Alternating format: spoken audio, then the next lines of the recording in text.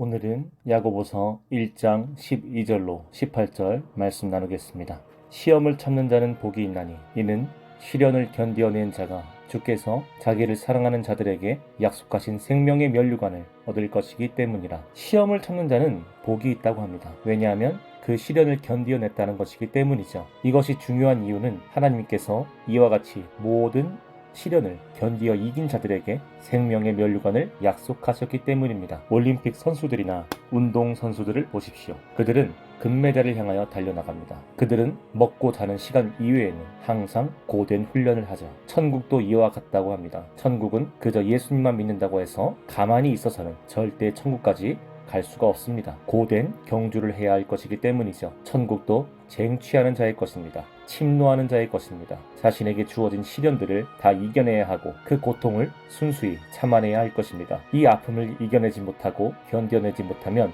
천국은 결코 우리의 것이 되지 못합니다. 13절 사람이 시험을 받을 때에 내가 하나님께 시험을 받는다 하지 말지니 하나님은 악에게 시험을 받지도 아니하시고 친히 아무도 시험하지 아니하시느니라. 오직 각 사람이 시험을 받는 것은 자기 욕심에 끌려 미혹됨이니. 자칭 크리스천이라고 하는 사람들 중에 이런 말을 하는 사람을 가끔 볼 수가 있어요. 야야 하지마, 이러다 시험 든다, 너 이겨내야 해, 하나님이 주시는 시험이야. 이들은 말씀을 오해하고 있는 자들이죠. 우리가 살면서 여러 가지 어려움에 부딪히게 됩니다. 하지만 이것들은 다 시험이라고 여기죠. 예를 들어 길을 걷다가 길가에 지갑이 떨어져 있다고 가정해 봅시다. 와, 안에 돈이 많네. 시험 들게 하네 라고 말하죠. 하지만 13절 후반절에 성경은 우리에게 분명히 알려주고 있습니다. 그것은 시험이 아니라 순전한 자기 욕심이라고. 그렇습니다. 우리가 짓는 죄의 대부분은 자기 욕심에 의해 생겨나게 됩니다. 세상에 욕심이 많다는 거죠. 가지고 싶은 것이 많고 이루고 싶은 것이 많습니다. 저도 마찬가지예요. 저라고 사람이 아니겠습니까? 아무런 욕심, 탐심이 없겠습니까? 한마디로 모든 사람들은 일생 동안, 자기 인생 동안에 자기 욕심과 싸워야 한다는 뜻이 되죠.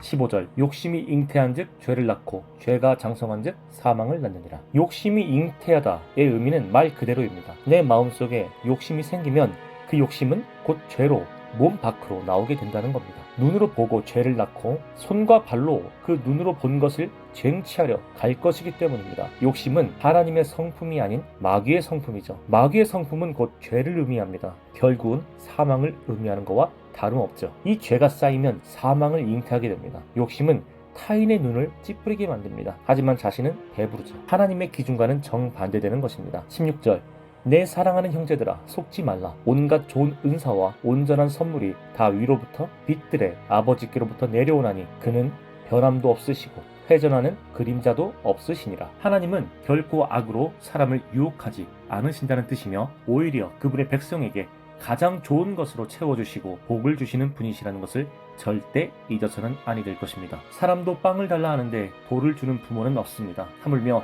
하늘의 아버지께서 우리에게 가장 좋은 것으로 채워주시지 아니하겠습니까?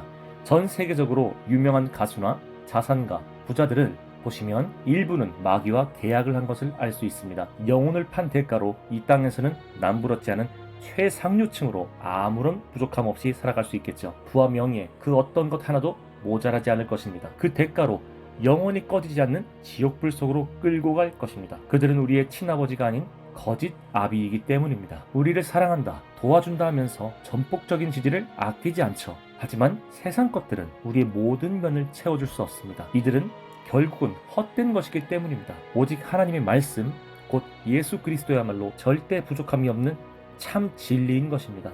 마지막 18절 그가 그 피조물 중에 우리로 한 첫 열매가 되게 하시려고 자기의 뜻을 따라 진리의 말씀으로 우리를 낳으셨느니라. 우리로 한 첫 열매, 곧 우리 이외에도 누군가가 첫 열매가 되셨다는 뜻입니다. 바로 예수님이죠.